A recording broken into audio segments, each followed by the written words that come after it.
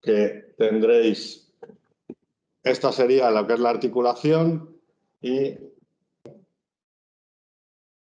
este sería la rama medial que nosotros vamos a atacar, ¿vale?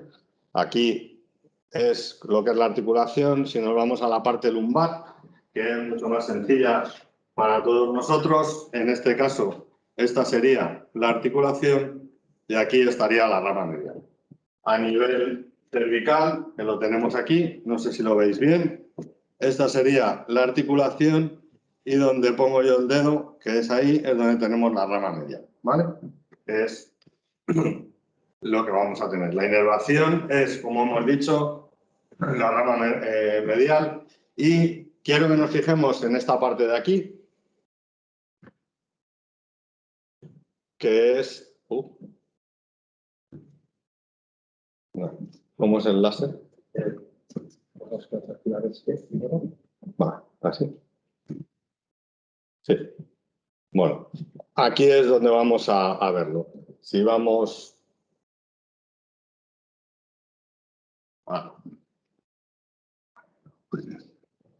que quiero mostraros una cosa, que es en esta figura que vemos aquí.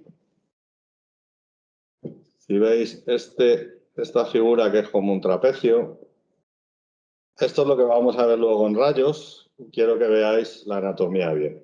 Esta es la figura que nosotros vamos a buscar en el rayo y en el centro, que es donde nosotros queremos pinchar, es donde estaría la rama medial, ¿vale? Esta es la imagen que quiero que tengamos en la cabeza, que a veces cuando lo vemos con un dibujo lo vemos mejor, ¿vale?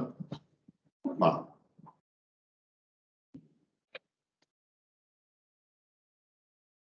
Perdonad. Va. Ahora lo veremos en grande. Aquí tenéis la rama medial que gira por el pedículo y esto es como nosotros pincharíamos, cómo tendríamos colocado el enfermo y como veis en el centro la rama medial, ¿de acuerdo? Esto es con la figura ósea al lado. ¿Y cómo vamos a colocar al paciente? El paciente va a estar en decúbito supino con una ligera hiperextensión del cuello. Aunque en todos los libros vais a encontrar que tenemos que poner una pequeña sedación, nosotros habitualmente en la unidad nunca vamos a usar sedación, ¿vale? Son técnicas rápidas que al final en orina más si le sedamos al paciente. Radiológicamente estas son las imágenes que hemos visto antes. Este sería el trapecio que nosotros estamos buscando, que es este de aquí, como hemos visto antes, y justo donde está el puntito blanco del centro es donde nosotros tendríamos la rama medial. Y eso es lo que nosotros vamos a perseguir. Nosotros al paciente le colocamos en esta posición porque hacemos un abordaje lateral, que es lo que veis ahí en la diapositiva, y para saber lo que está arriba, lo que está abajo, superior y medial. O sea, aquí tenemos la cabeza, como veis, aquí tendríamos los pies, C7 y C1, y entonces si yo pongo la aguja y se me va un poquito para arriba, pues sé que tengo que ir para abajo y lo colocamos justamente como está el paciente colocado en la mesa de quirófano. Esto es un caso que veis un paciente nuestro.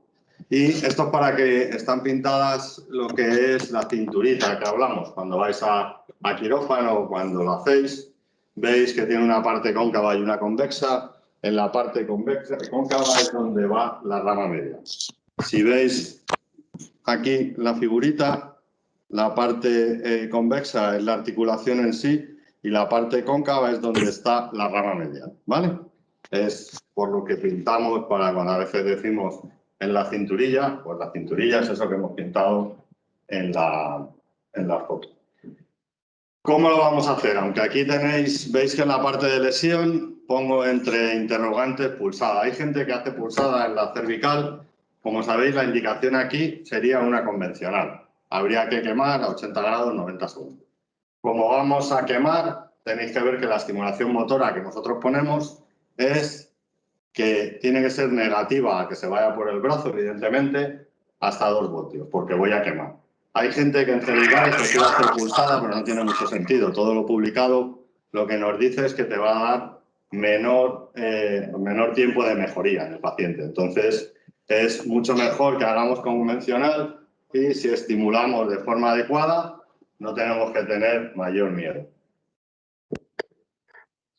¿Cuáles son las complicaciones? Veis que te puede pasar de todo, ¿de acuerdo? Lo normal, porque todas las de radicular, medular, dural, como tenemos que tener en contacto la aguja con el macizo óseo, como decíamos en el primer módulo, a nivel lumbar, si no estás apoyado en hueso no hagas nada, porque lo que tienes es que apoyarte en hueso, que es donde está la rama medial. Lo que vamos a tener es un incremento transitorio del dolor y lo que va a tener el paciente es un poco de una sensación vertiginosa, ¿vale? ¿Por qué? Porque como tú también relajas toda la musculatura, como nos pasaba en el multifidus, cuando lo hacemos a nivel lumbar, el paciente lo que no va a tener es la contractura que tenía antes y puede tener una sensación de mareo, en este caso, ¿de acuerdo? Se le explica antes al paciente que va a tener dolor porque también denervamos la musculatura y que puede sentirse un poquito mareado, y es lo que te va a pasar. Ahora vamos a ver el vídeo, que sabéis que se puede hacer con ecografía o con fluoroscopia, y sabéis que como yo soy más viejo que un bosque, yo me formé con fluoroscopia y casi siempre lo hago con fluoroscopia. La ventaja que pueda tener o no, en este caso, la utilización de la ecografía, pues bueno, es que veis un poco más a tiempo real lo que pasa cuando inyectas, y en el otro caso, pues si quieres pones contraste, aunque nosotros no lo hacemos porque estamos apoyados en hueso. Vamos a ver el vídeo.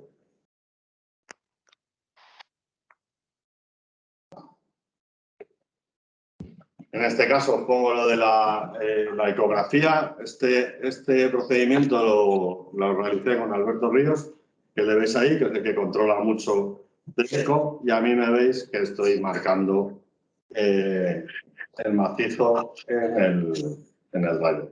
¿Por qué lo hacemos lateral? Si os he dicho que en decúbito prono, porque el paciente, porque el paciente para la eco, la mejor postura es en lateral.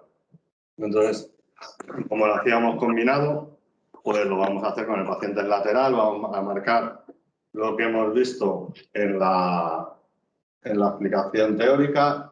Aquí vais a buscar el macizo, que ya os digo que, bueno, ahí os lo marca Alberto, que es el que controla, y yo estoy, como vosotros, aprendiendo.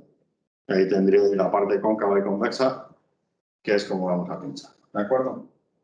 Yo sigo haciendo casi todo con rayos. Menos lo que es inevitable como un nervio periférico, evidentemente. Ahí veis cómo entra la agujita, lo vamos a poner. Y según dice mi compañero Alberto Ríos, la estimulación motora es mucho mejor si lo haces con eco. Pero bueno, como yo le quiero mucho, le dejo que se tire mocos conmigo y se lo aceptamos.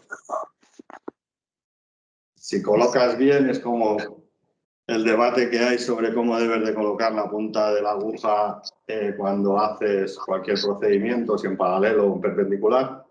En teoría, si vas a quemar, tendrías que ir en paralelo al nervio. Si veis lo publicado y los ensayos publicados, casi siempre se hacía en túnel visión, ¿no?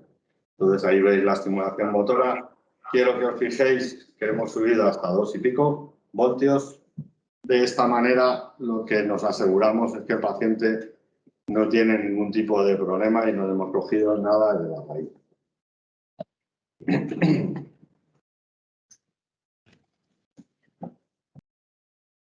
Vamos a hacer la estimulación sensorial.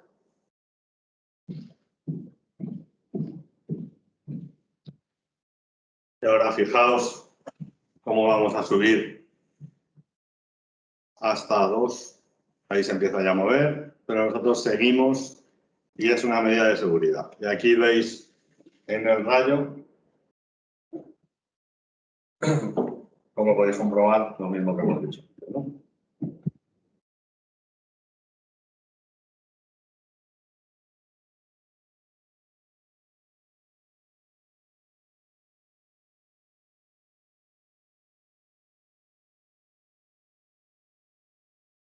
Volvemos a estimular. Siempre lo van a notar por debajo de 1. Habitualmente lo notarán alrededor de 0,5 o 0,7. Comprobamos con el rayo que estamos en la posición que nosotros queremos. Y la última aguja, volvemos a hacer lo mismo.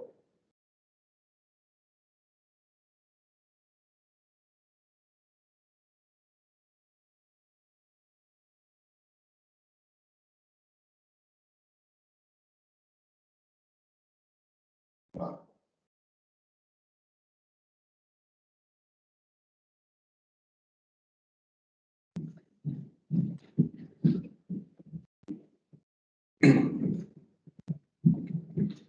El sensorial vais a ver cómo hace una cosa rara cuando empieza a notar el paciente. Y ahora volvemos a repetir hasta 6 y veis que está en la localización que nosotros deseamos dejar apuntar. Luego ya vamos inyectando el anestésico local para que no duela. Y nosotros ponemos anestesia y corticoides después del procedimiento para que el paciente no se vaya con esa molestia, que acordaros que antes se decía que le dejaras 15 días con antiinflamatorios por las molestias musculares. Nosotros preferimos directamente poner antiinflamatorio en la técnica, que el paciente se vaya más confortable a casa, dado que no estamos haciendo ningún estudio. Vale. Ahora, ¿por qué hablo de la radiofrecuencia del ganglio dorsal de la raíz y luego ponemos epidurolisis cervical? Esto lo hablamos porque sabéis que las complicaciones que hubo limitan mucho el hacer la radiofrecuencia en el ganglio dorsal. Las indicaciones de ambas técnicas sería una radiculopatía, un dolor radicular en el miembro superior, igual que haríamos un ganglio en miembro inferior. Recordaos que la raíz más implicada en este caso sería C6, seguida de C7 y C5, y luego que a veces hay afectación en C4 y C8. No vamos a entrar en la anatomía, porque todos lo sabemos, ya sabéis que el supraescapulario en el C4, C5, C6, que el plexo cervical son las primeras, pero lo más importante y lo que quiero que os fijéis es esta que tenemos aquí, que es la arteria, ¿de acuerdo? Perdón. Bueno.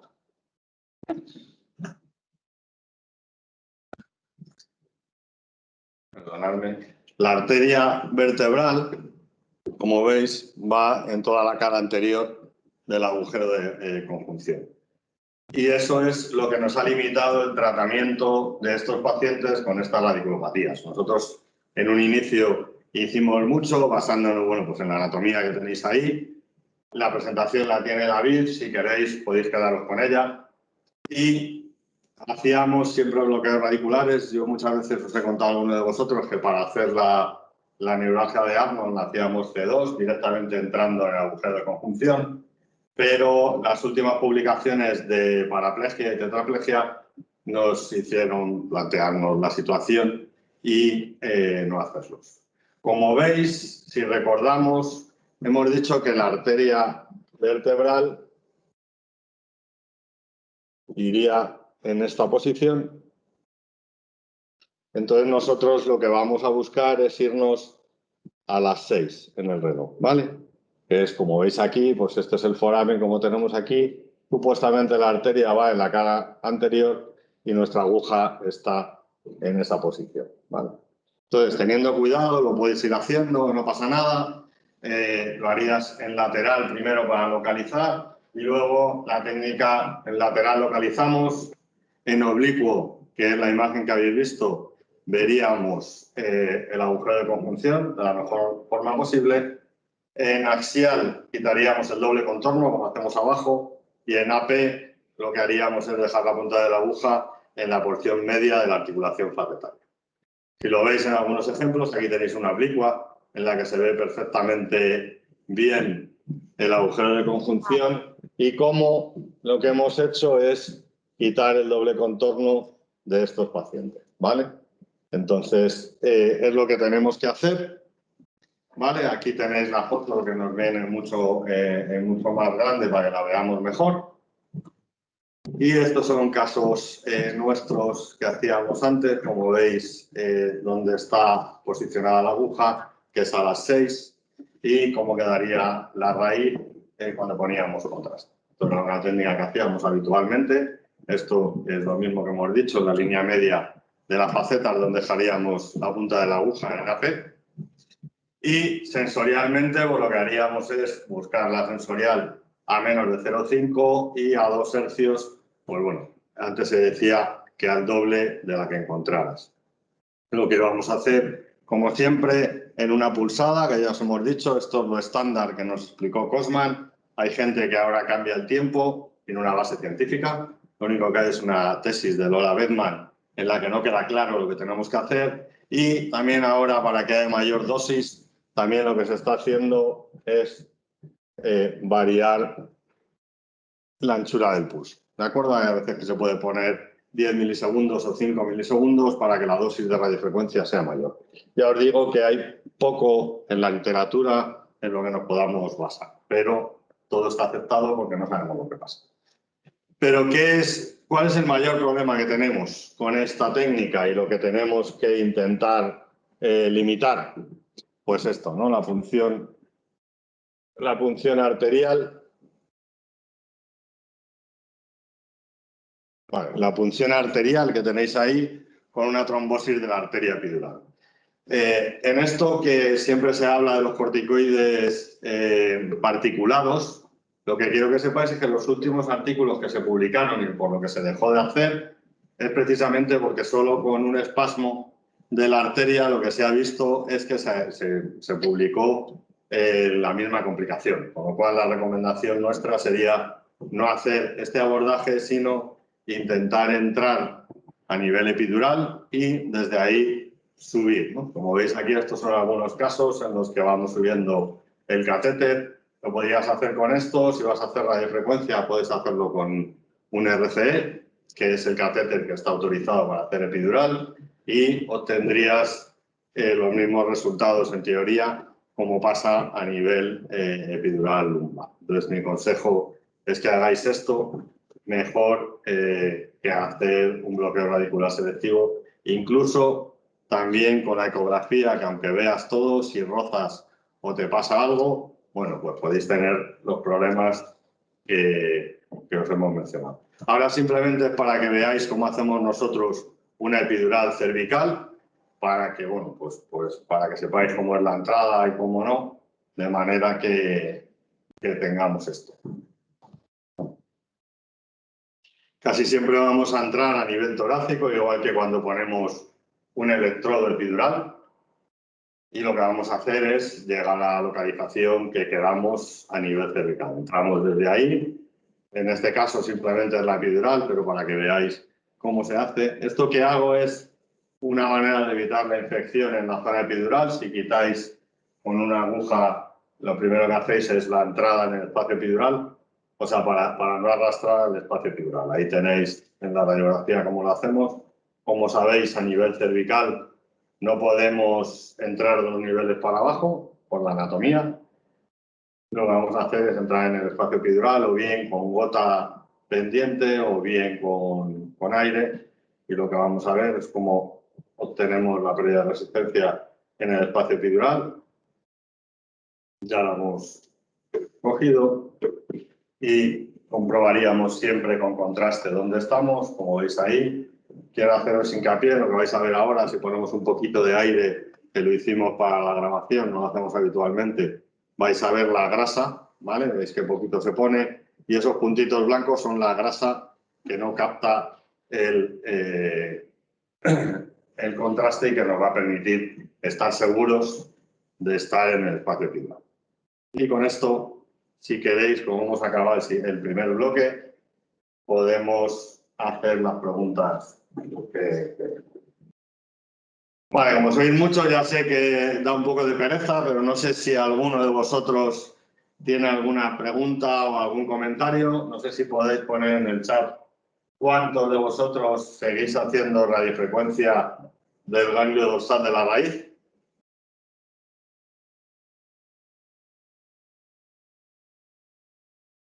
Y si alguno de vosotros hace la epidurolisis cervical. Tenéis que hacerme alguna pregunta porque es bastante raro hablar a una pantalla tan alto, porque yo no hablo muy alto, y os agradecería que por lo menos uno pusiera hola en el chat, como si estuvierais con el WhatsApp.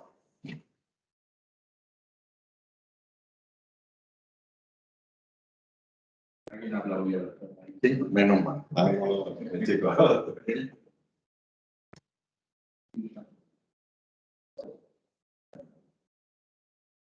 Muchas gracias. Gracias, buenas tardes, gracias, David. Bueno, pues sé que no estoy solo.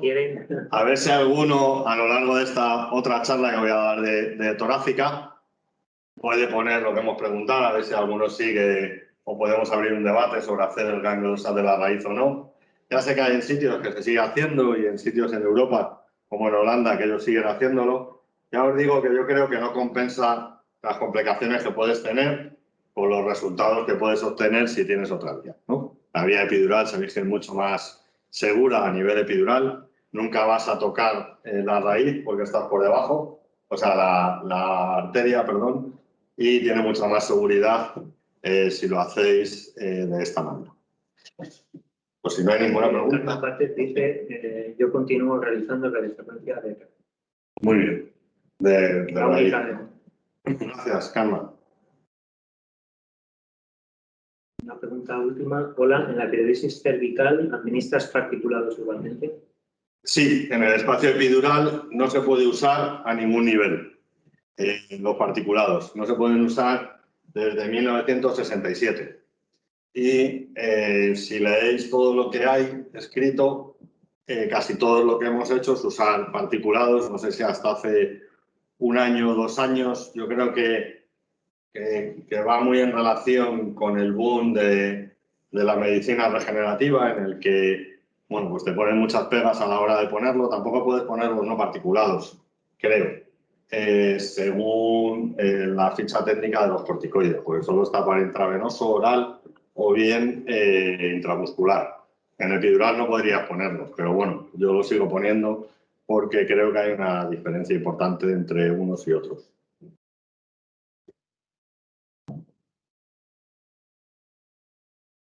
Pues parece que no hay más preguntas, lo demás son solo preguntas y preguntas. Muy bien, pues vamos a esta segunda parte. Esta segunda parte, sabéis que la anatomía es un poquito más complicada, ¿vale? ¿Cuándo vamos a usar las facetas cervicales? O sea, torácicas, perdón. Pues bueno, cuando tengamos un dolor facetario o axial que no tenga relación con otro origen a nivel torácico. Quiero haceros, bueno, recordaros, porque lo sabemos absolutamente todos, que la zona torácica no tiene movilidad. O sea, yo cuando me muevo así hago una rotación lumbar, pero la zona torácica es mi escudo, con lo cual nunca voy a poder moverlo, ¿no? La cervical sí, como veis, la lumbar también, pero nunca se me mueve el tórax. Entonces, casi siempre es menos frecuente encontrarnos patología en esta zona en general, a no ser que tengamos alguna neuralgia o algún paciente posoperado o alguna pequeña hernia, pero ya os digo que es mucho menos frecuente. En el caso de la faceta, lo que vais a tener es, bueno, pues un síndrome facetario, ahora en vez de a nivel cervical o lumbar, que conocemos todos, pues a nivel torácico. En este caso también es deciros lo mismo que hemos dicho antes. Hay veces que tocas al paciente y tiene una contractura. En cuanto a si tienes un dolor miofascial o no tienes un dolor miofascial, que hay dos corrientes, o bueno, pues muchas veces nos preguntamos si es el músculo o no, y ahora se hace mucho el erector espinal posterior. Lo que tenemos que ver es por qué se te ha contracturado un músculo, ¿no? Si te ven una persona de 60 años que no está jugando al baloncesto todo el día o al pádel, pues hombre, es difícil pensar que tienes una contractura muscular. Y a lo mejor el origen del dolor lo tienes más en el eje axial y puedes intentar, bueno, pues variar cómo lo haces, ¿no? En vez de irnos de fuera a adentro, insisto, podemos ir de dentro a afuera y a veces los resultados son mejores. La anatomía, en este caso, aquí tenemos una figura del libro de Gauzy y como veis es muy compleja, ¿no? Porque si vemos, es la rama medial, lo único aquí, lo difícil es dónde está localizada la rama medial, ¿vale? Aquí vemos la transversa, esta sería la zona de la lámina y luego, en otro caso, aquí tendríamos la unión del articular superior con la transversa. Bueno, pues dependiendo de dónde estemos trabajando en la zona torácica, ahí tendremos que hacer la raíz. Y luego siempre se aconseja, en este caso, como veis, un nivel, 2 niveles, 3 niveles. Necesitaríamos para denervar un nivel. ¿Vale? Ya sabéis que los otros son 2. En este caso, la recomendación de los expertos es hacer 3 niveles. Y ahora vamos a ir viendo un poquito más donde tendríamos, esto sería cómo es la anatomía. Según vais viendo que vamos de arriba a abajo, va cambiando. Esto sería el multífido con cómo van. Quiero que os fijéis aquí, ¿vale? En esto, como en los primeros niveles, si lo veis, está más en esta zona. En los niveles centrales está más en esta zona. Y en los niveles bajos está más en esta zona. ¿Qué es esta zona? Pues aquí veis que lo tenemos en la transversa más. Aquí veis que está más en la lámina. Y aquí veis que se parece mucho a la localización donde vamos a ir nosotros en un lumbar habitualmente. Entonces, una de las dificultades es los niveles que tenemos que hacer.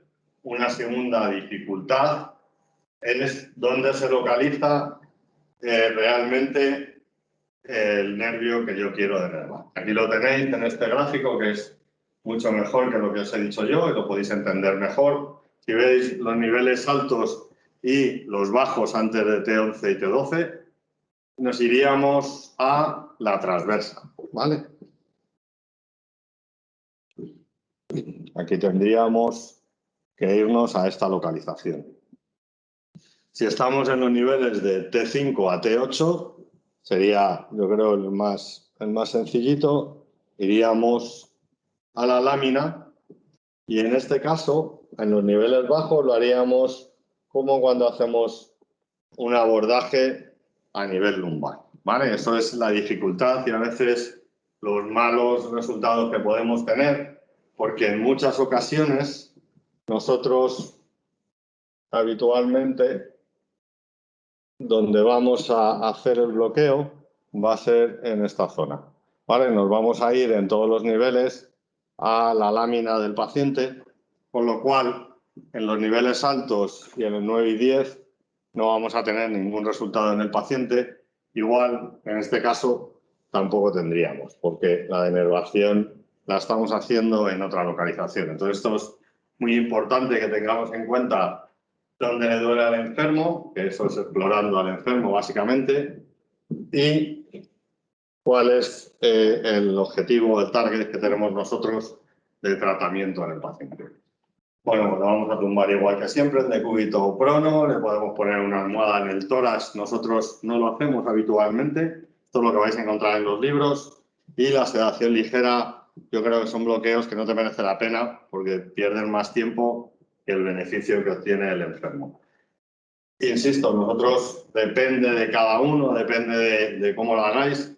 Me gustaría que pusierais cuántos sedan al enfermo y si alguno me puede comentar por qué.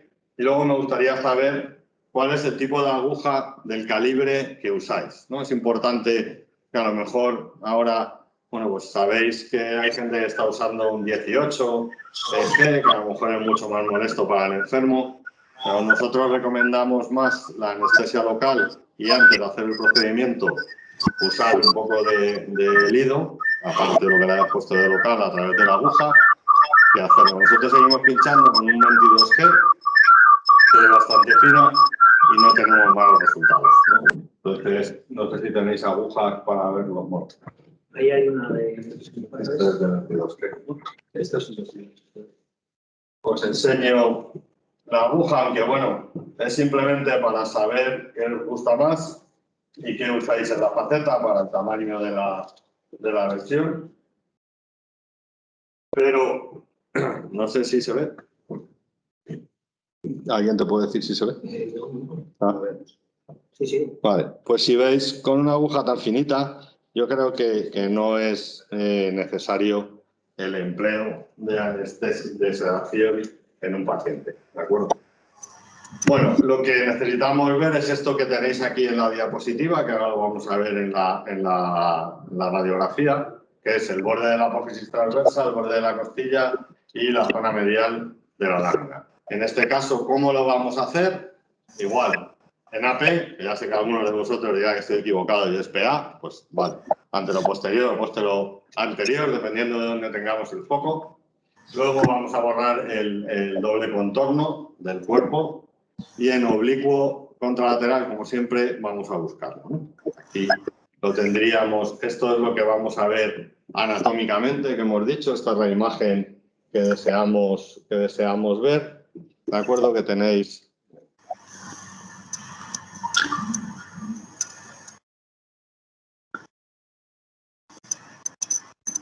Dejo más de transparencia.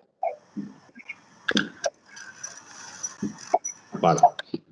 Aquí tendríamos la costilla, ¿vale? La transversa y el cuerpo. Esta es la imagen que deseamos ver. ¿Por qué? Porque si analizamos los distintos niveles a los que queremos pinchar, aquí tendríamos en uno de los casos, aquí sería otro caso, este es muy alto y no podríamos imaginarnos. Si acaso imaginamos esta imagen como si fuera más baja, pues esta sería la otra. Con esta imagen veremos todo lo que nosotros queremos y da igual al nivel torácico que estemos, que si conseguimos una imagen así, podríamos pinchar tanto los niveles altos en la transversa, que es este punto, los intermedios en la lámina, que es este otro, y los bajos en esta otra de aquí.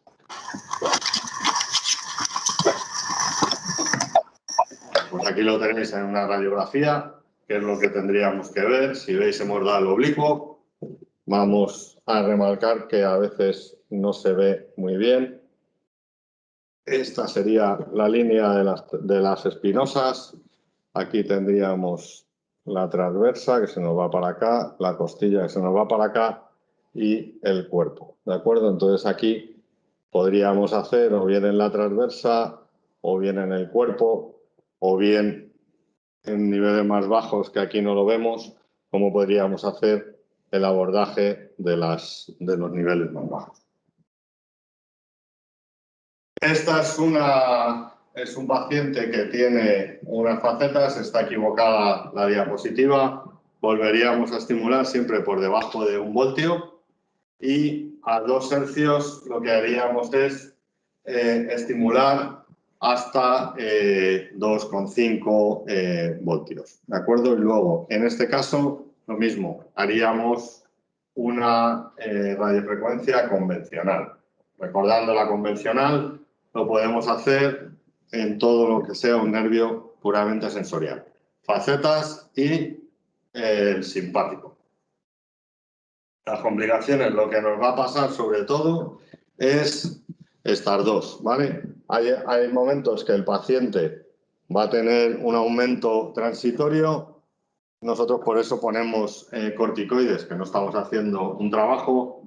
Próximamente hay un grupo de nosotros que hemos diseñado un estudio para hacer y veremos qué es lo que nos sale, entre ellas Carmen. Y luego podemos tener esto que es cuando tienes una denervación de la musculatura, que a veces el paciente viene a la consulta y cuando le toca dice que está un poco peor, que es lo de arriba, y que tiene más sensibilidad cuando le tomas, ¿no? Esto es simplemente recordarle al paciente, decírselo. Nosotros tenemos la suerte de trabajar con una enfermera que es un Potosí, bueno, con 2, Alba y Miriam, y siempre le recuerdan al paciente que va a tener un aumento transitorio del dolor. En cuanto a la radiofrecuencia del ganglio dorsal torácico, volvemos a lo mismo, ¿no? Va a ser un dolor radicular. Ahí tenéis varios ejemplos. Como buscamos en los libros para las indicaciones, tenéis la locura que pone de una pancreatitis aguda, que yo en mi vida daría un ganglio dorsal de la raíz. Una angina, que nosotros no lo he hecho, o sea, vamos, no lo hemos hecho nunca. Y en este caso, por ejemplo, hay una indicación que no os voy a decir para que la penséis vosotros. Un síndrome, a ver si David me dice alguna idea. Un síndrome específico en el que se usa una radiofrecuencia del ganglio dorsal de la raíz a nivel torácico. ¿De acuerdo?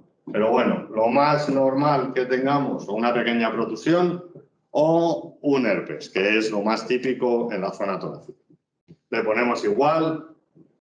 En este caso, es mucho más sencillo, pero la gran dificultad que vamos a tener, que ahora lo vamos a ver a nivel, o en una radiografía me refiero, porque en donde Gauchi te explica en que toques y te metas para adentro, como veis aquí en esta fotografía, que es de ese libro, ellos lo que hacen es chocar aquí y luego resbalan para entrar, ¿vale? Esto sería lo que ellos explican en el libro. Nosotros lo vamos a hacer convencional, en oblicuo, localizas el foramen y entras y estimulas. Este es el gran problema que tenemos, ¿de acuerdo? Si veis, esto sería una P y esta sería la lateral, ¿vale? En la lateral sí que vemos el foramen y aquí entramos, en este foramen entramos y en este foramen entramos. Pero si vemos aquí que se empiezan a ver muchos huesos extraños, pues lo que vamos a tener en un paciente a nivel torácico, primero es el riesgo de las complicaciones que veremos más adelante, que es el neumotórax, ¿de acuerdo? Y otra cosa de las que vamos a tener es muchos huesos. ¿Veis aquí, por ejemplo, que lo que vamos a ir viendo es, esperad que me tengo que ir un poco más para atrás, esta costilla, ¿vale?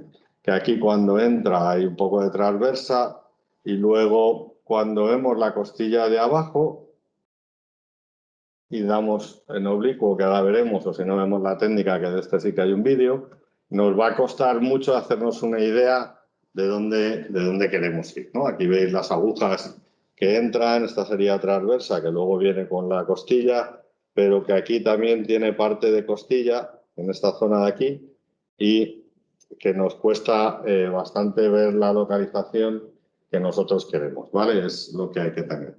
En esto sí que os recomiendo, si tenéis posibilidades, es de pedir siempre un aumento en la placa. En este caso sí que lo haríamos así, haríamos una estimulación de cualquier ganglio de la raíz dorsal, que sería, bueno, nosotros lo hacemos entre 0,5 y 0,8 y motora. Hay en ocasiones que nosotros hacemos directamente, buscamos la estimulación de la raíz en motora, a 0,8 voltios. ¿Por qué empezamos a hacer esto?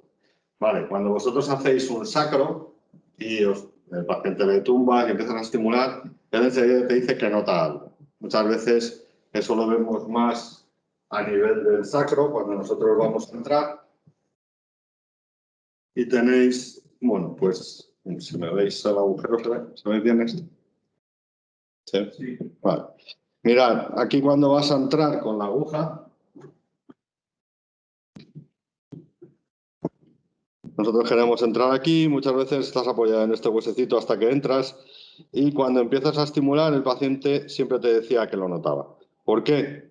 Porque en esta zona de aquí tenemos las ramas laterales y claro, el paciente nota algo. Luego cuando hacías motora nunca encontrabas que estabas bien posicionado. Entonces nosotros muchas veces ahora lo que hacemos para tener claro que el paciente está notando la estimulación que nosotros deseamos, es hacer una estimulación motora y con eso, bueno, pues vemos que estamos en la zona que queremos, luego puedes comprobar en sensorial. Entonces invertimos la estimulación. No sé si esto ha quedado claro. Si no me he explicado bien de esta parte, me hacéis una pregunta, ¿vale? Y le intento aclarar. Nosotros empezaríamos con motora.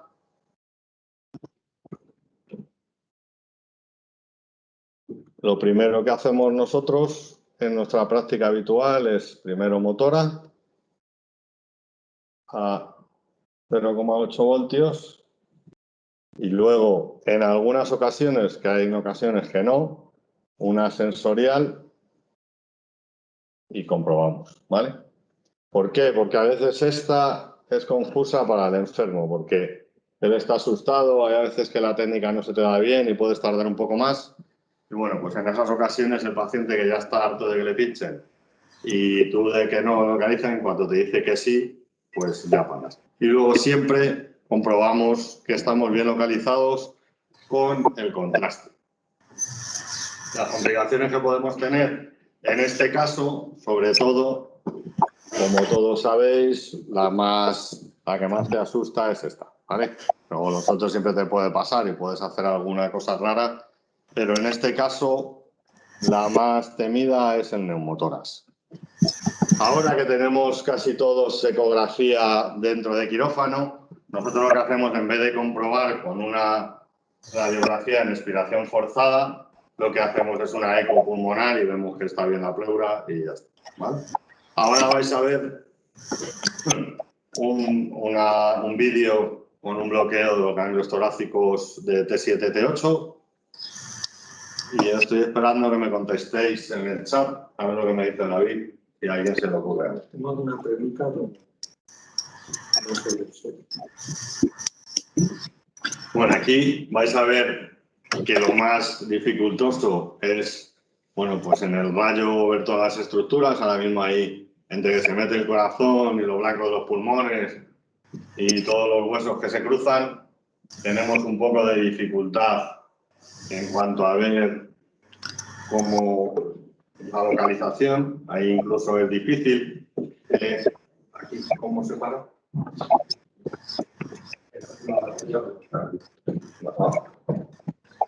Quiero enseñaros una cosa. Ahí tenemos el punto. Esto lo quito, ¿no? Quitando directamente la pluma. Dale un poco para atrás. Mira, quería enseñaros, parármelo ahí. Vale. Mirad, esto es lo que os quería yo marcar. No. No tenemos. Sí, yo sí puedo marcar Vale. el vídeo.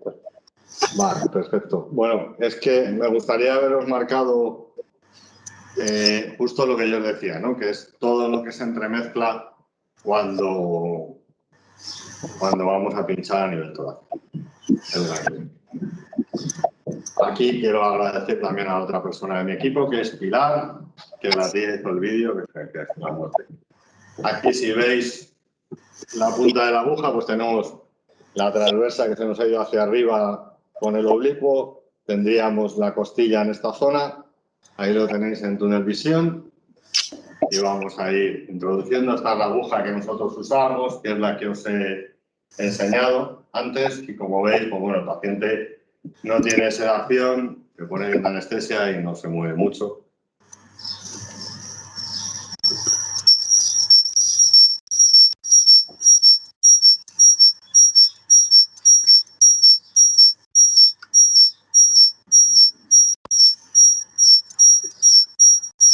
Si veis la aguja de arriba de T7, lo que está es pasando por encima de la costilla, ¿vale? Está entre la costilla inferior y la transversa de arriba, ¿de acuerdo? Entonces, esto es lo que hemos dicho. Veis que estimulamos a motor a 0,8 y cuando el paciente se empieza a mover la zona, pues lo dejas estar, ¿vale?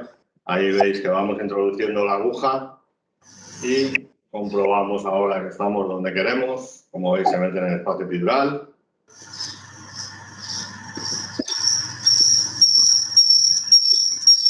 Y en el de abajo lo mismo, ¿de acuerdo? Entonces, bueno, pues ya sabemos que estamos bien.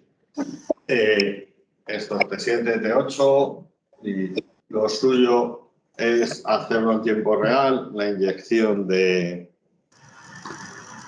contraste y vuelvo a repetir lo mismo, no deberíamos usarlo, que compruebas que no estás en ninguna localización peligrosa. Nosotros, como veis en el vídeo, no voy a engañar, lo sigo haciendo, no voy a decir que no. Y aquí comprobamos que no hay ningún problema y que está todo correcto a nivel pulmonar. Vale, pues ahora, antes de entrar en la parte lumbar, creo que tenemos alguna pregunta. Sobre las facetas torácicas, preguntaba la doctora Alicia Alonso que ella utiliza 18G y punta activa de 10 milímetros y pregunta si crees conveniente que las hiciera con punta activa de 5 milímetros. Si darían la misma eficacia las fusiones. En teoría, lo normal es que con una punta de 10 la lesión que provocas es mayor, es el doble que la de 5.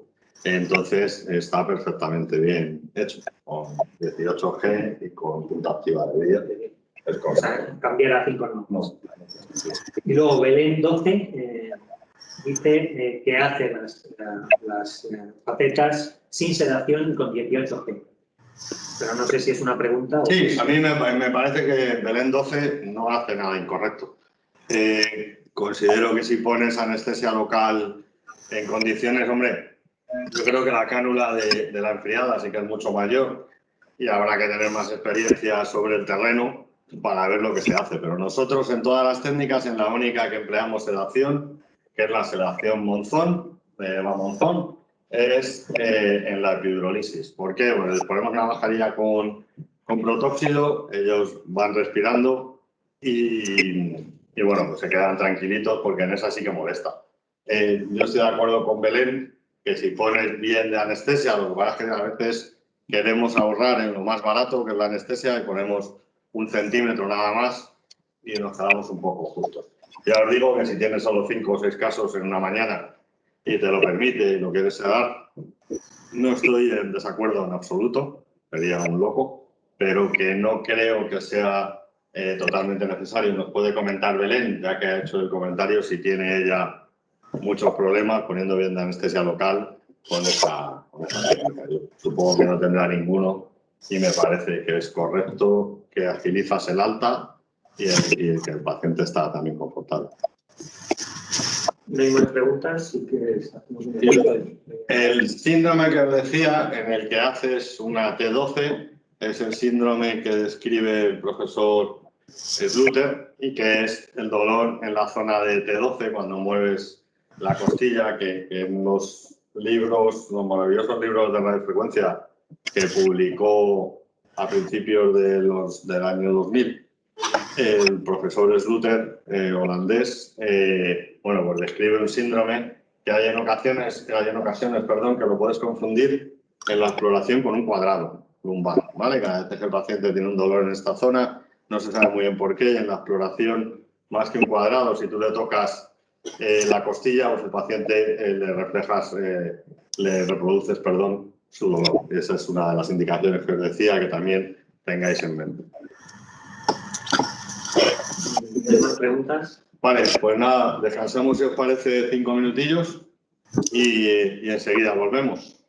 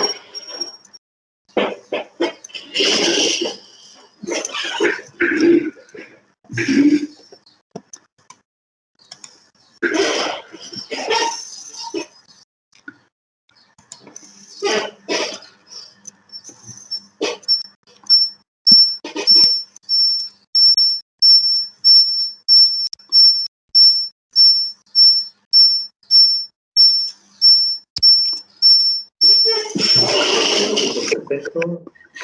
¿Tenemos algo? Ya me prepara. Es una soltura, digamos. Esto, ¿vale?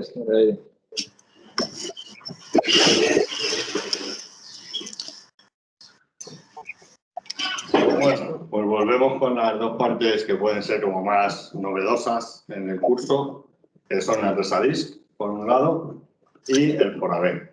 A ver, ¿por qué empiezo con la discografía? Casi ninguno de nosotros hace ya discografía, no sé vosotros, nosotros la dejamos de hacer. Yo hice muchísimo con el Dr. Reich, porque de hecho iba a ser mi tesis hasta que era todo un fracaso y entonces hacíamos mucho disco, ¿no? Cuando yo empecé, estaba el AIDET, hacíamos radiofrecuencia intradiscal, con pulsada y con convencional, y salió también el Distrode, que era un chocho. Pero a todos los pacientes, para saber bien el diagnóstico, le hacíamos una discografía. Una discografía simplemente con todo este rollo que pongo aquí, que insisto que si queréis las diapositivas me da igual, comparto con vosotros, es simplemente saber si el disco duele o no, ¿de acuerdo? Entonces luego, bueno, pues había veces que la gran ventaja que te daba este sistema de diagnóstico frente a la resonancia es que podías ver el dolor era concordante. Me gustaría saber si alguno de vosotros sigue haciendo discografía, ya que no nos podemos ver, pues insisto, vamos a seguir intentando hacer lo más ameno posible la sesión, para que no veáis aquí un personaje hablando, ¿no? Y entonces lo que nos va a hacer, que es esto, ¿no? Bueno, veis aquí cómo se entraba, vamos a entrar igual con el Resadisc. Este es el perrito famoso, lo pintamos, ¿qué os parece? Y vamos a ver un poco cómo haríamos las estructuras, como hicimos. Este es el ojito, este es el hocico, la oreja, el lomo, el rabito y este es el perro, ¿de acuerdo? Entonces, si ahora vamos poniendo colores, aquí sería la entrada del disco.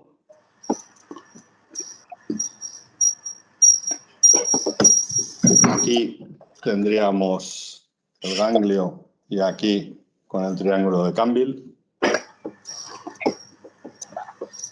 Aquí tendríamos la intraarticular, como veis, que sería en esta zona de aquí. Y aquí la rama medial. Y esto último sería el espacio epidural. De esta manera tenéis tanto la faceta como el ganglio, como el disco, como el epidural, con el movimiento de oblicuo, ¿vale? Entonces, cuando nosotros pinchamos, como veis aquí, la dificultad mayor va a ser por donde sale la raíz. En este caso, nosotros lo que aconsejamos es que si pinchas al paciente la raíz, o bien la idea es irnos a esta parte de aquí, que sería la parte más exterior, en la que vamos a entrar y lo más seguro es que no tengamos una punción radicular, o bien que hagamos con un contraste pintarte la raíz. Y si la raíz está por aquí, pues o bien te vas aquí o te vas aquí, ¿vale? Esquivando la raíz. Vamos a hacerlo como en cualquier otra técnica lumbar, como os he dicho, y es lo que vamos a hacer. Y de esta manera, una vez que estamos en lateral, como veis, en la línea media más o menos, estamos en el núcleo, como veis a la derecha, pondremos contraste.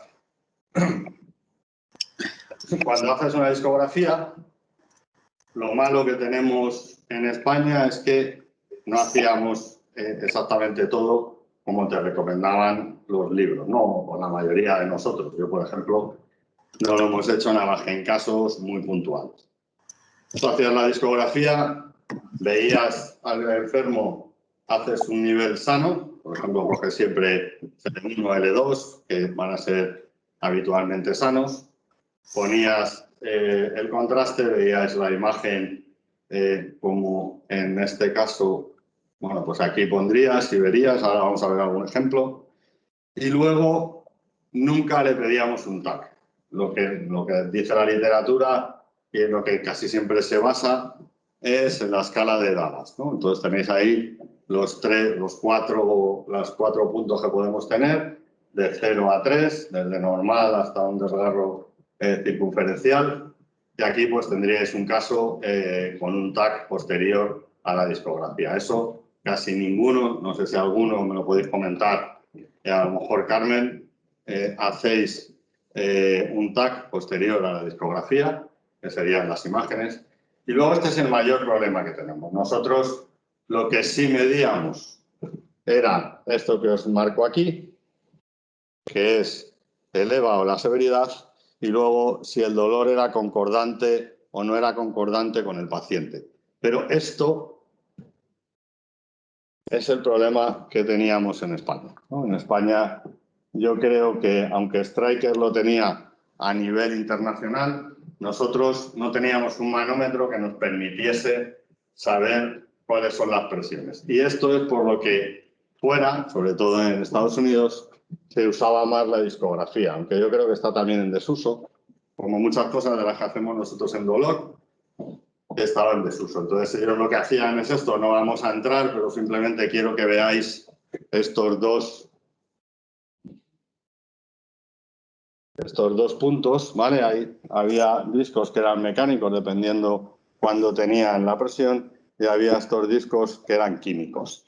Entonces, si tú tenías un disco con un problema mecánico, casi siempre hablaban con el cirujano de espalda, traumatólogo o neurocirujano para que hiciera una fijación de ese paciente por ese dolor más de tipo mecánico. Cuando teníamos un dolor químico, pues sería más un tratamiento nuestro en el que se podía aplicar, pues bueno, la serie de tratamientos que teníamos. El tema es que nosotros, al no tener un manómetro, nosotros no tenía una utilidad real este tipo de técnica, ¿no? La discografía. Entonces, bueno, las complicaciones más graves que nos vamos a encontrar siempre que hagamos cualquier cosa en el disco va a ser la discitis. Las dos más importantes, lo que pasa es que, bueno, ya os digo, o sea, esta es grave e importante y en esta lo que tenemos es que tener cuidado. Cuando el paciente se queja, nosotros lo que hacemos en quirófano cuando estamos haciendo una técnica intradiscal es, por un lado, preguntarle si lo que le duele, como veis aquí, es un dolor a nivel lumbar o un dolor donde le estás pinchando, o bien si el dolor se distribuye de forma metamérica o radicular. En este caso, es cuando tenemos que cambiar la dirección de nuestra aguja para no seguir pinchando la raíz y no hacerle una punción. En este caso, cuando tú pinchas varias veces la raíz, nosotros lo que recomendamos o lo que hacemos es dibujar la raíz. Dibujas la raíz y esquivas la raíz. Es la mejor manera que tenéis para hacerlo. Estos son varios ejemplos, como veis. Este sería un disco normal. Veis que es ahí como un algodoncito entre los dos, tiene la altura normal y no se va ni para atrás, ni para adelante, ni para ningún sitio. En este caso ya sí que empezamos a tener esta zona que, aunque no se va al espacio epidural porque no se distribuye, son hernias contenidas en el disco, como veis en este caso.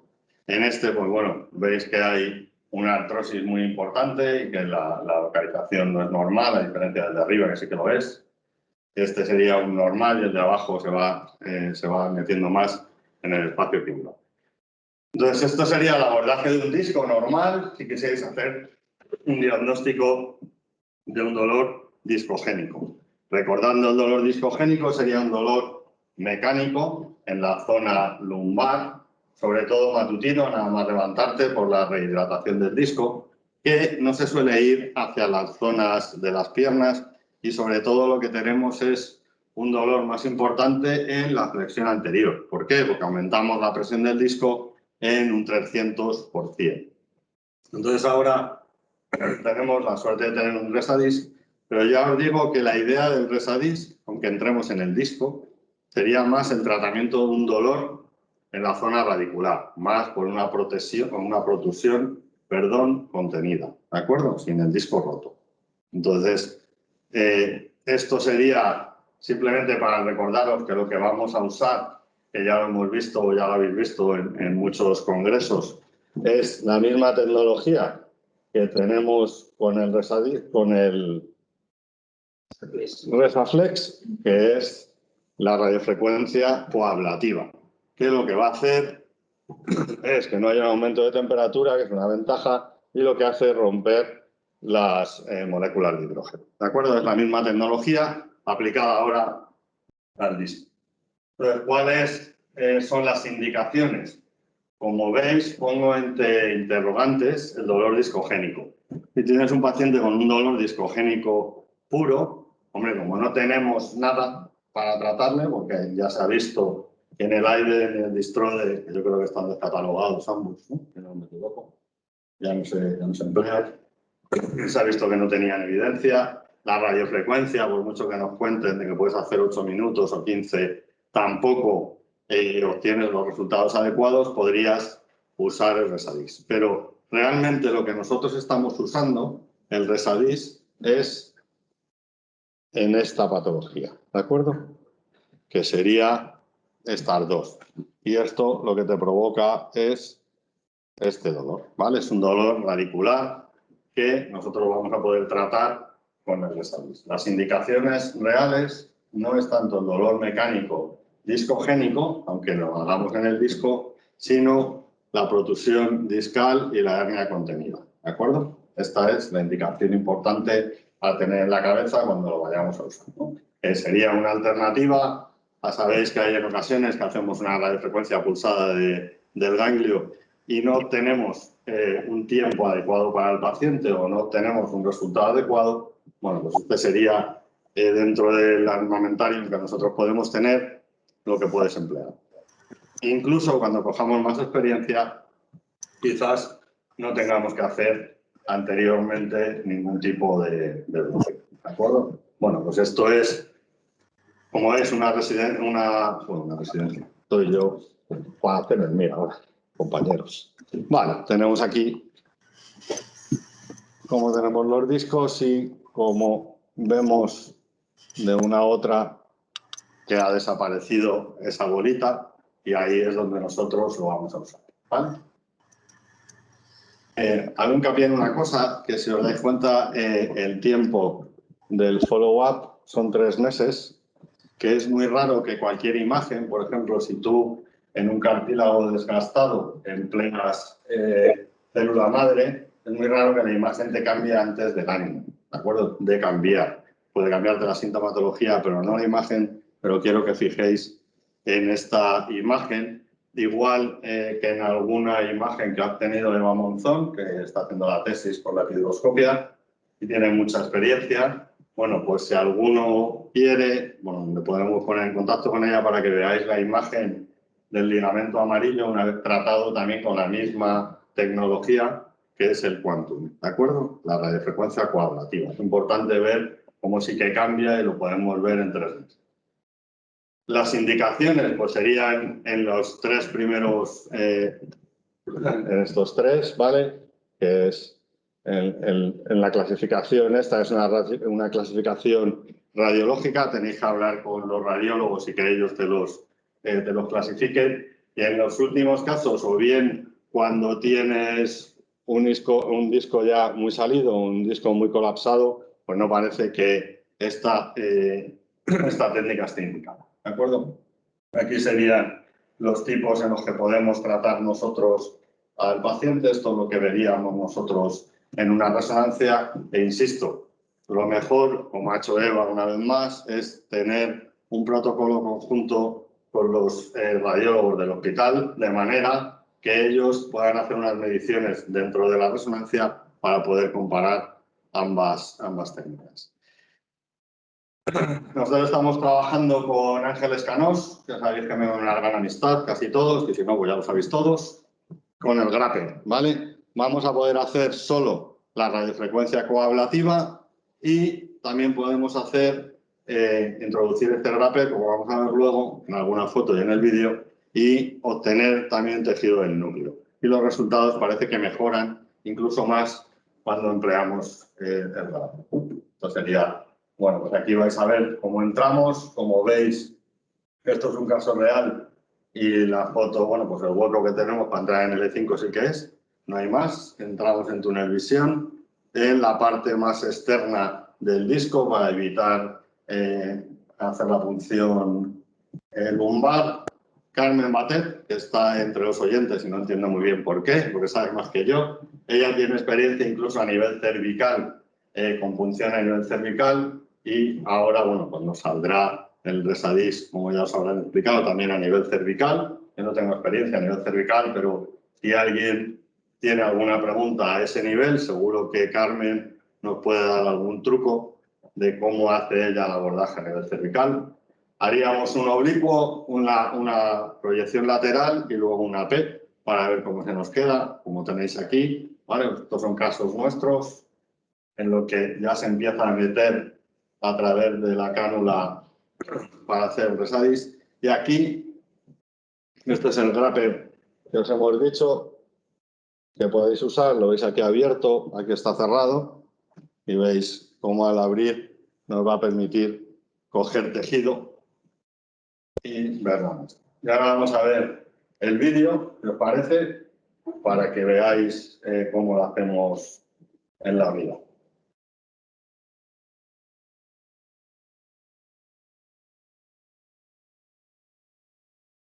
Bueno, este es el material que hemos visto, tenéis ahí una aguja. Lo otro que tenéis un poquillo más arriba en la parte, bueno, el que va azul es el que nos permite introducir todo a través de la cánula. Dentro del disco no ponemos nunca anestesia y corticoides. Veis que lo tenemos cargado y es por si a algún paciente le hemos tocado la raíz al finalizar el procedimiento para que no se vaya con una irritación. Le hacemos esto. Aquí tenemos cómo vamos a entrar. Este es el punto, lo vamos pintando un poquillo, que es un poco enfermo, como lo estáis viendo. Este es el huequecillo que tendríamos para entrar.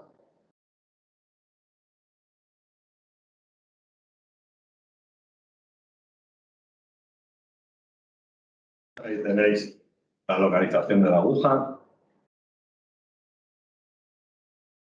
Aquí recomiendo que vayáis muy despacito. Siempre vamos despacito, pero en este caso más despacito para poder entrar y no lastimar la raíz del paciente.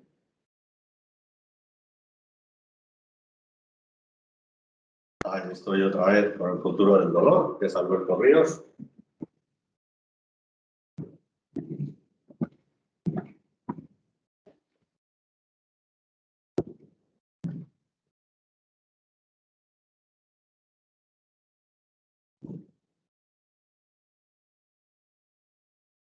Y ahí, como os he dicho, estábamos tocando la raíz. Entonces, lo mejor es que la dibujemos. En este caso,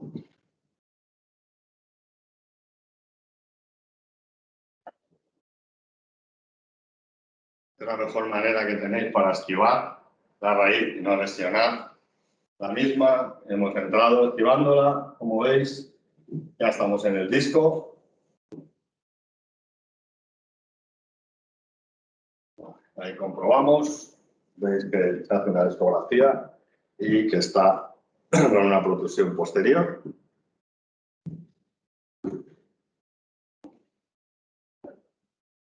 Esta es la cánula para hacer una radiofrecuencia coablativa. Un 4 de 4. Sí, 4 de 4. Aquí estamos los dos con cara de estreñidos porque estamos haciendo el tratamiento. ¿Veis cómo hemos esquivado la raíz? Lo tenéis en la parte derecha. Cómo la ha pintado Alberto y de esa manera la esquivamos, ¿no? Aquí estamos pisando como cuando hace la videoscopia.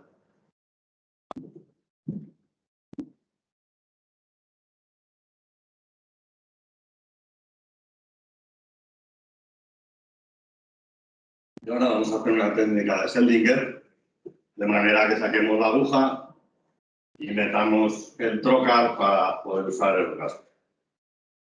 Hacemos una pequeña abertura para no molestar a la paciente y tener que hacer mucha fuerza. Siempre empleamos para evitar la discitis un tratamiento antibiótico intravenoso. Antes se usaba en el disco, se ponía cefuraxima, pero se vio que muchas veces podías tener más irritación discal por emplearlo intradiscal y lo usamos intravenoso.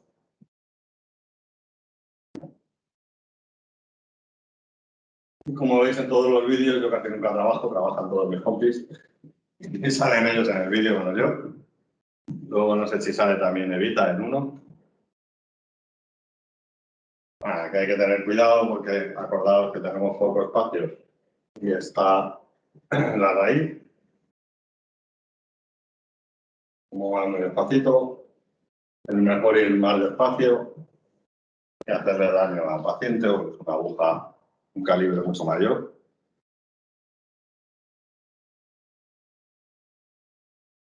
Ahí le di un ictus a Alberto, mirando la raya.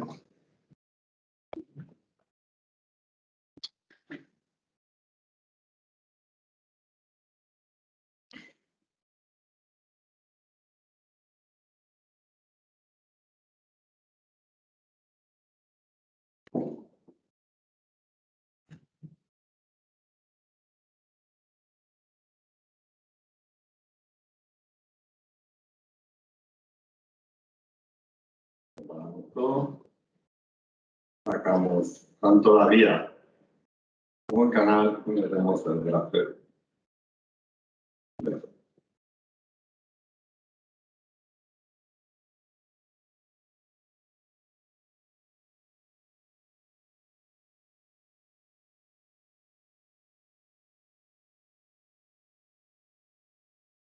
Ahí veis cómo sí que sale material.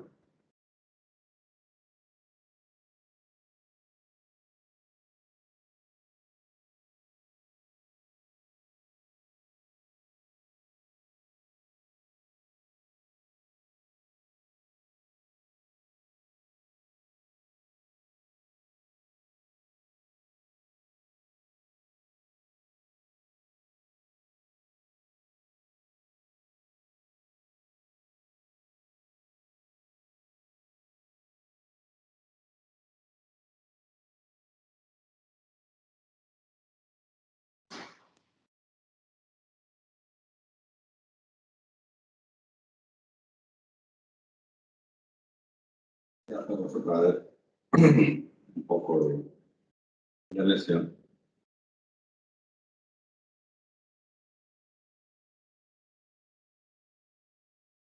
Y veis que vamos a retirar para no introducir nada de líquido en el disco, ¿vale? Pues la idea es no poner nada, porque lo que intentamos es hacer una Radiofrecuencia coagulativa y retirar material.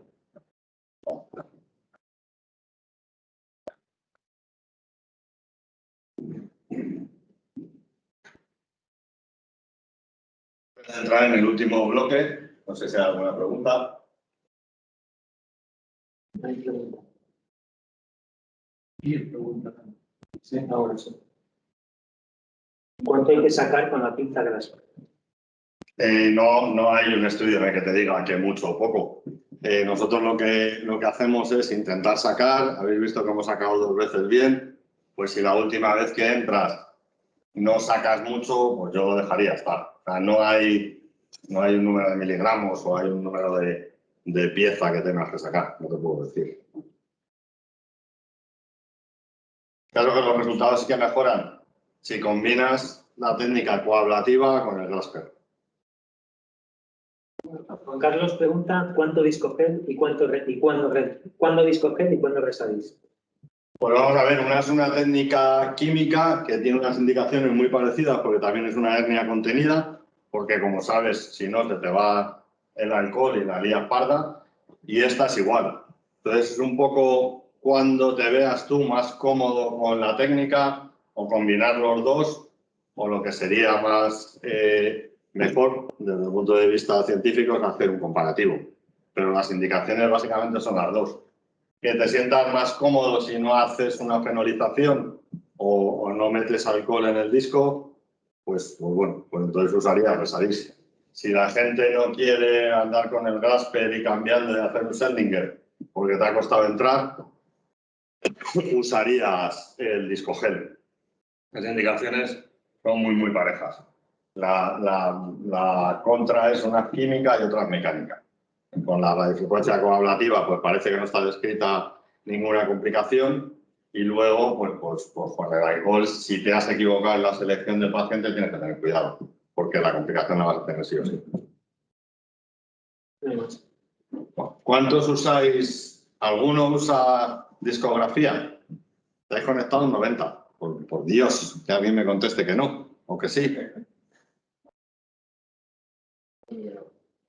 Nosotros, insisto, no lo hacemos, ¿vale? Lo que ha hecho Alberto cuando ha entrado, pones contraste para asegurarte, aunque radiológicamente estés, que estás en el disco y que estás bien posicionado, ¿vale? Pero luego no hacemos en nuestra práctica habitual, no hacemos una discografía para hacer un disco, ¿vale? Hay varios que comentan que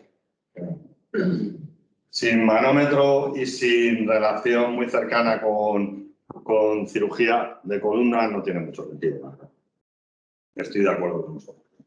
Vale, pues ya para terminar, lo que quiero enseñaros es la nueva tecnología de una epidurolisis con balón, ¿vale?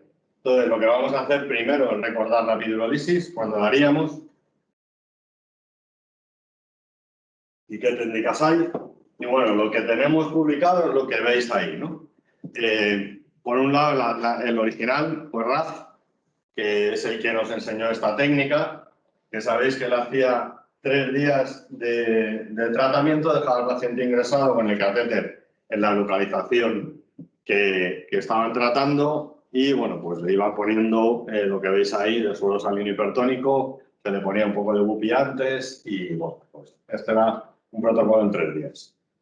El doctor Manchicanti lo que hizo es comparar qué beneficios o qué contras había entre hacerlo un día o 3. Y él llega a la conclusión de que un día obtienes los mismos resultados que con 3. Este mismo autor lo que nos dice es que no hay una diferencia muy grande entre usar un suelo salino hipertónico y suelo salino isotónico. Entonces nosotros lo que hicimos, lo publiqué yo, perdonad que ponga que la técnica es mía, que no quiero decir que sea una cosa mía porque yo no soy nadie comparado con vosotros, sino cuando estábamos con el doctor Rey, vimos que, bueno, que la diferencia que había entre el empleo de hipertónico y isotónico no era muy grande, luego las complicaciones derivadas de una técnica y otra sí, con lo cual lo que hacemos es emplear mucho más volumen, entre 25 y 30 mililitros, y ir liberando las raíces que el paciente tiene amputadas en un epidurograma inicial, pero solo con volumen. Y por último se desarrolló el RCE, que también lo desarrolla el doctor Enrique Rey con Cosman, que nos permite hacer radiofrecuencia pulsada. Este último caso, aunque entremos en el espacio epidural como en los otros, con la misma técnica de abordaje, y persigamos ir a una raíz como en los otros, tenemos que tener en cuenta que no estás haciendo una técnica de epidurolisis. Tú no quieres liberar nada, simplemente hacer un abordaje, como hemos explicado, a nivel cervical, pero a nivel lumbar. Esto simplemente es un recordatorio. Como veis, la foto tiene más años que yo, casi desde 2006, pero bueno, es en una que tengo aquí indicada. Lo que vamos a hacer es entrar en el espacio epidural vía caudal y lo que vamos a hacer, como veis aquí, bueno, pues están amputadas las dos L5, nos vamos a ir a una y veis que va saliendo la raíz mejor que salía antes y eso es una epidurolisis. Entonces, en este vídeo lo que vamos a ver es eso, cómo lo hacemos con el nuevo catéter de Sancox, que es una epidurolisis clásica normal, por volumen. Vais a ver cómo tenemos unas raíces amputadas y cómo Eva, creo recordar que está en este vídeo, va a liberar las raíces. ¿De acuerdo? Es simplemente a título recordatorio para acordarnos de cómo entramos en el espacio epidural, qué material se usa. En este caso es el Sancox, que es el más simple, que a mí me parece que está muy bien. Esta es una paciente que es un poquillo más compleja, como veis, para ver la entrada en el espacio epidural. Alguno de vosotros seguro que usa para la entrada la ecografía. Nosotros, bueno, como tenemos maña con los rayos, pues usamos el rayo. Ahí veis que estamos en el espacio epidural. Veis la salida de S3, que es importante, se escapa mucho volumen por ahí. La Eva Monzón, de la que os he hablado a lo largo del curso un par de veces, que la quiero mucho y trabaja muy bien. Y se ha ido directamente a la raíz del E5 izquierda, como veis, ¿vale? Veis que está amputada, que se ha hecho un epidurograma y no nos sale, y cómo va a sacar la raíz. Veis que está saliendo la raíz del E5 y la raíz de S1. Esto es lo que consideramos una epidurolisis. Ahora lo que haríamos sería introducir volumen, vamos sacando y vamos poniendo anestesia local con corticoides. Veis cómo ha liberado perfectamente el E5 y S1. Y esto es para recordarnos simplemente cómo hacemos el abordaje. No sé si sobre esto tendréis alguna duda, que yo creo que no habrá muchas. Y entonces vamos a ver qué es el FORAB, ¿vale? El FORAB, me acuerdo que preparando la SED de Zaragoza, que hablamos, tuvimos la suerte de ser invitados por Cardiva una vez más. Hicimos una mesa que fue muy interesante sobre el tratamiento de la estenosis de canal, que le hicimos el radiólogo de nuestro hospital, de Quirón Salud, la doctora Monzón y yo.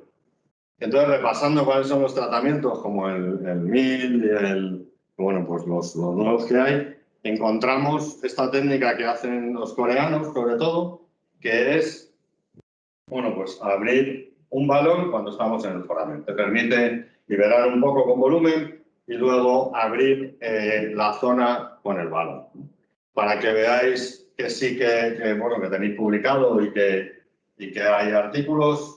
Lo dejo un poquillo por si alguno quiere echar una foto a la pantalla, ¿vale? Como veis, son todos orientales, ¿no? Todos se llaman Lee, como aquí González, o sea, o lo ha hecho toda la familia, o son todos coreanos.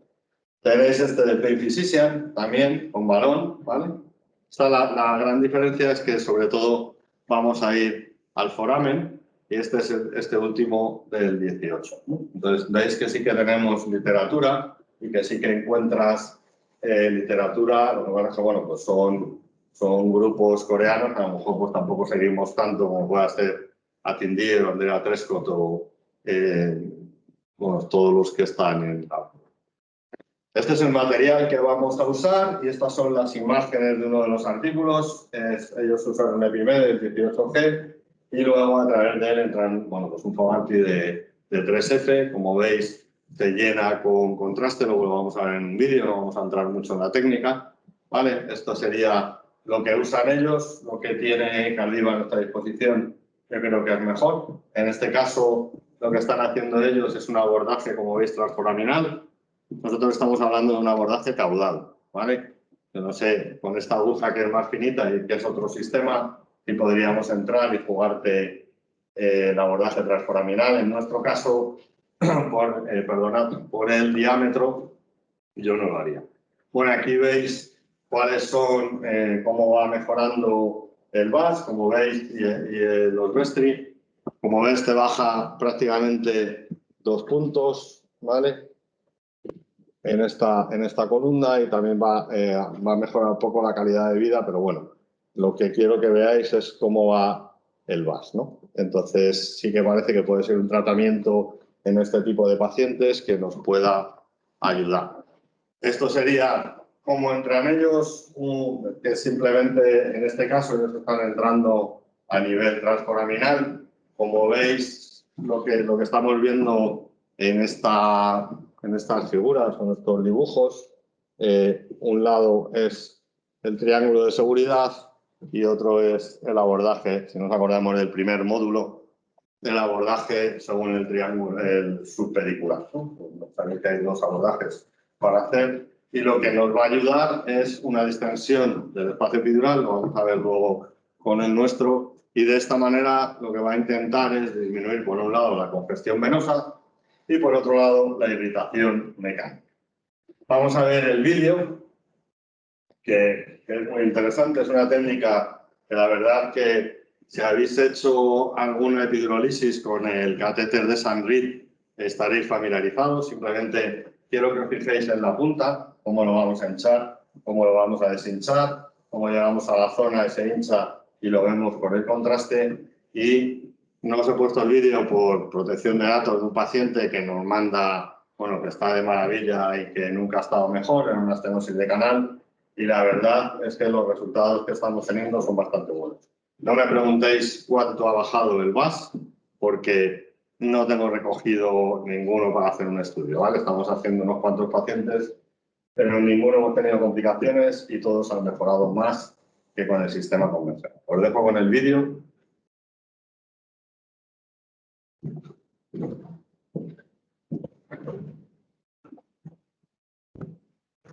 Aquí tenéis el material, como veis. Espera, en este sí que necesito que me lo pares.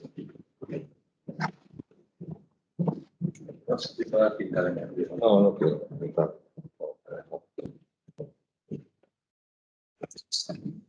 Esperad un momento, que lo que quiero es haceros...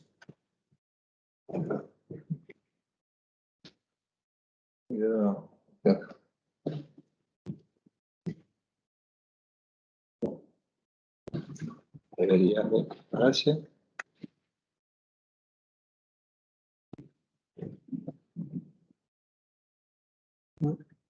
Bueno, ahora lo pongo otra vez. Se queda tan... Ahora se queda. Vale. Que quería enseñaros una cosa del material que me parece muy importante, que a lo mejor no se aprecia.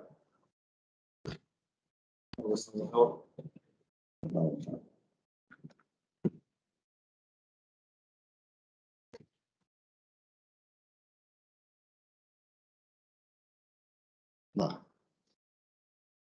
Yo creo que va a arrancar ahora, ¿no? Sí, porque si va variando. Vale.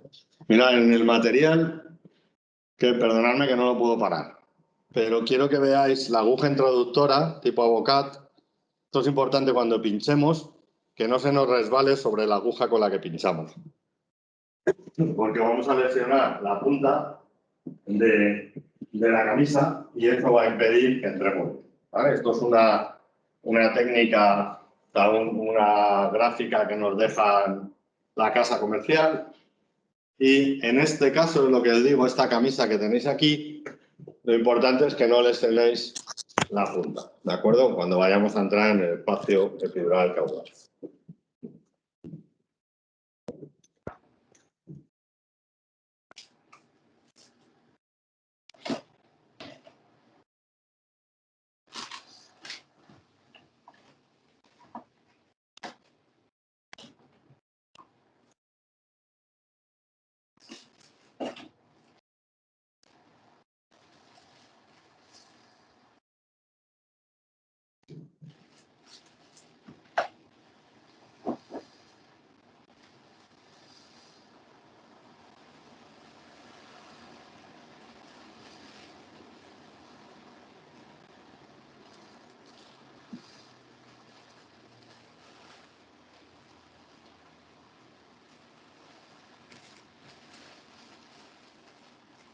Se puede dirigir como un sandwich, como os he dicho. Y aquí entraríamos a la localización que queramos. Bueno.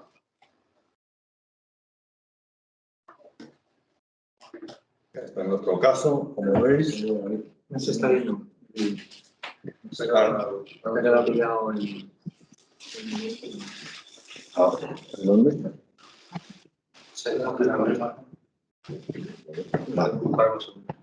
Vale, perdonad que no estéis viendo el vídeo. Ahora lo ponemos, lo vamos a poner. Sí, se había congelado. Vale, espera.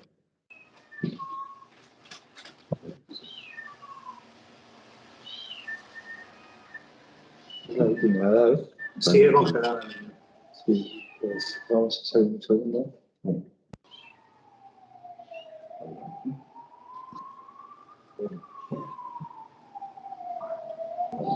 ¿Sigue congelada, David? Sí.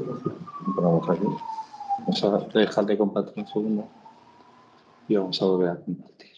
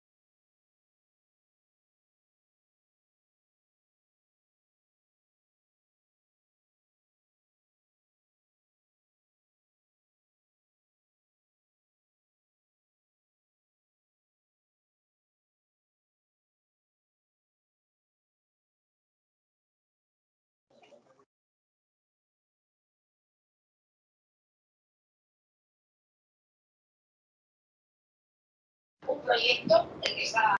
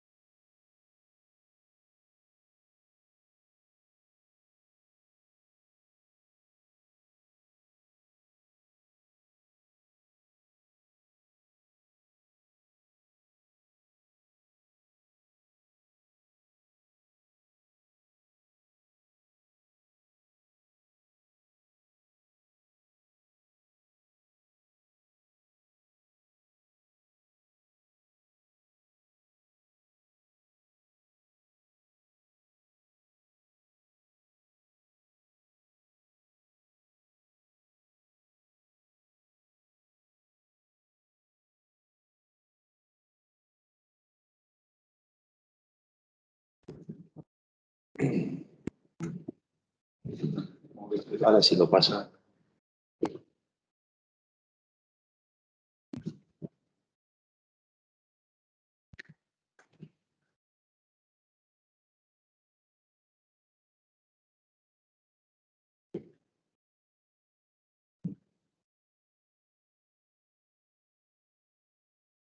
Vale, vamos a dejarlo ahí. Bueno, os vuelvo a explicar que estábamos sin sonido. Bueno, esto es lo que nos ha dejado la casa comercial para que lo veáis.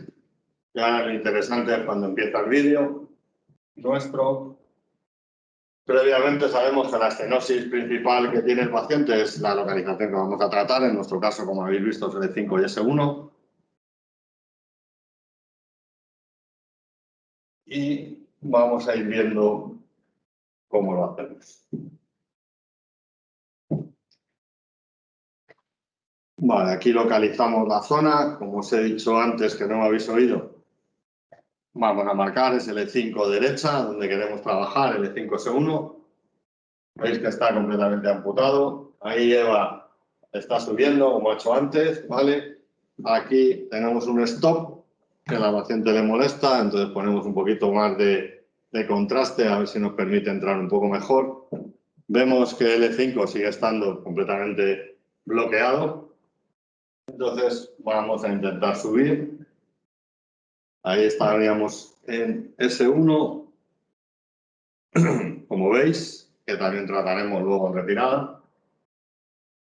Y ahora vamos a entrar a L5, ahí estamos en L5. Pondremos la medicación, como vamos a ver en el gráfico. Como veis aquí, tenemos una irritación y tenemos una estenosis en el otro lado y nos va a permitir las dos cosas. Por un lado, una maniobra mecánica en la que entramos, como hemos hecho. Vamos a poner medicación y vamos a hinchar el balón, que es la diferencia con el resto de epidurolisis. ¿De acuerdo? Nos va a permitir un tratamiento mucho mejor. ¿Veis cómo ahí estamos en L5? Ya nos sale en L5 y S1 de las dos localizaciones que queríamos tratar. Y ahora vais a ver el balón, como os marcamos ahí, que lo tenemos hinchadito. Ya hemos liberado la raíz y ahora hacemos el tratamiento con el catéter de Forade. Lo que hinchamos es entre 4 o 5 veces durante 5 segundos, que lo vamos contando tranquilamente y lo vamos haciendo. Luego hay que tener cuidado, mirar que bien sale la raíz, que no salía nada, como la hemos liberado completamente en el 5. Y lo que tenéis es que tener cuidado, sobre todo, en la retirada del Forade, en deshinchar bien el balón, ¿vale? El balón tiene que estar bien desinflado para que te salga bien y no cometas no tengamos ningún problema dentro del espacio epidural. Y eso ha sido todo. Perdonad los problemas con el vídeo, que los queríamos mostrar una cosa mejor y al final lo hemos hecho casi peor. Pues ahora espero que tengáis alguna explicación, alguna pregunta sobre estos dos temas o sobre los que queráis, o si os puedo ayudar en estos últimos 5 minutillos, 10 minutos, me decís. Sí, mira, dice, para pacientes operados con osteosíntesis que no mejoran con epidurolisis clásica, aunque la SPS es la mejor opción y aunque no está estudiado, ¿valdría la pena intentarlo? Vamos a ver, esto es más para la mayor indicación o donde te aconsejo yo hacerlo sería en una estenosis foraminal. Es donde yo te indico, te aconsejo que lo emplees. Date cuenta que vosotros la epidurolisis no funciona. Si has liberado bien la raíz con una epidurolisis clásica, el problema que puedes tener con este es el calibre del Forade y que puedas hacerte un sutural, ¿vale? Cuando vayas a entrar, porque hay una laminectomía, que es el mayor problema, y al entrar te puedas tener una complicación con una punción, que no creo porque no es nada romo, o sea, es una punta romo flexible, pero Yo no lo veo más como una indicación para estenosis de canal, que es donde está publicado, donde está hecho. Que luego lo quieres hacer en ese tipo de pacientes que ya sabes que casi nada funciona, no me parece tampoco descabellado, pero mi consejo, dado que estoy yo aquí diciéndola cómo nos va a nosotros, no sería honesto si no te digo que hay que empezar la casa por los cimientos y luego el tejado. Lo usaría en estenosis de canal. Otra pregunta, ¿cada cuánto se recomienda repetir en caso de mejoría? Pues hombre, no es como todo, vamos a ver lo que le dura y una vez que veamos lo que le dura, se lo repites. Cada mes a mí me parece una locura. Si no te dura 3, 4 meses, pues no sé si vas a tener, si ha sido lo suficientemente útil esta herramienta frente a una epidurolisis normal. Daos cuenta que nosotros estamos liberando la raíz y, hombre, esto lo que nos tiene que añadir es un plus, ¿no? Yo creo que si habéis visto el diámetro de la raíz cuando sale es mucho mayor de lo normal, entonces la liberación y la disminución de la congestión venosa puede ser mayor. Yo creo que con sentido común, ¿no? Es igual que si una radiofrecuencia de facetas convencional no te dura 4 o 5 meses, cada 2 meses, a mí hacerle la técnica al mismo paciente, la misma técnica, o cambiamos el diagnóstico, o en un caso como este, que es una estenosis de canal, si vemos que la duración de la mejoría no es la adecuada, yo le recomendaría la cirugía. De momento no hay más.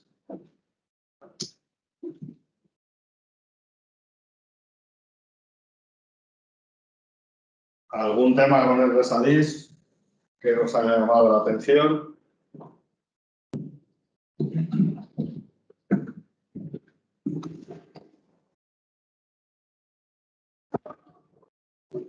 Pues por mi parte, si no tenéis preguntas, simplemente agradeceros la atención, agradeceros que seáis tanto los que habéis estado con nosotros y espero que os haya sido de utilidad el curso y volver a agradecer a David, a Ana y a Luis de Cardiva y al propio Cardiva como entidad por permitir que nos formemos juntos y yo especialmente porque han contado conmigo, con todos los que somos. Pues muchas gracias a todos y un placer vernos enseguida en directo.